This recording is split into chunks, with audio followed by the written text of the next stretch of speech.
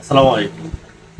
রক্তে অতিরিক্ত অ্যালার্জেনের উপস্থিতি, বিশেষ করে ইওসিনোফিল বেড়ে যাওয়া, এর কারণে যদি অ্যালার্জি সৃষ্টি হয়, এমনকি যদি জন্মগত বংশগত অ্যালার্জিও হয়ে থাকে এবং তার কারণে যদি অ্যাজমা বা শ্বাসকষ্ট বা অ্যালার্জিক রাইনাইটিস হয়, অনেকের আবার দেখা যায় যে ডাস্ট অ্যালার্জি বা কোল্ড অ্যালার্জি হয়। এরকম সমস্যা থেকে যদি কোনো ওষুধই ভালো ফলাফল না দেয়, সেক্ষেত্রে আপনি হোমিওপ্যাথিক ওষুধ ইউজ করতে পারেন। হোমিওপ্যাথিক ওষুধ অ্যারালিয়া 2X, এই ওষুধটি আপনার বেশিরভাগ অ্যালার্জি জনিত, বিশেষ করে অ্যাজমা, হাঁপানি, শ্বাসকষ্ট এবং অ্যালার্জি জনিত প্রতিক্রিয়া দূর করতে সক্ষম। আর ব্লাড থেকে ইওসিনোফিলের মাত্রা কমাতে এবং এটা ব্লাডকে ফ্রেশ করতে সাথে ইসিনিশিয়া 2X ওষুধটা সেবন করতে পারেন।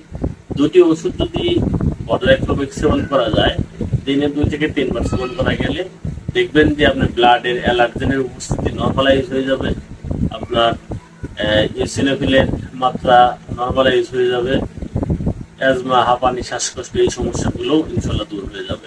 তো ভালো থাকবেন সবাই, সুস্থ থাকবেন। আর কোনো প্রয়োজনে আমাদের সাথে যোগাযোগ করবেন যদি প্রয়োজন হয়। ভালো থাকেন। আসসালামু আলাইকুম।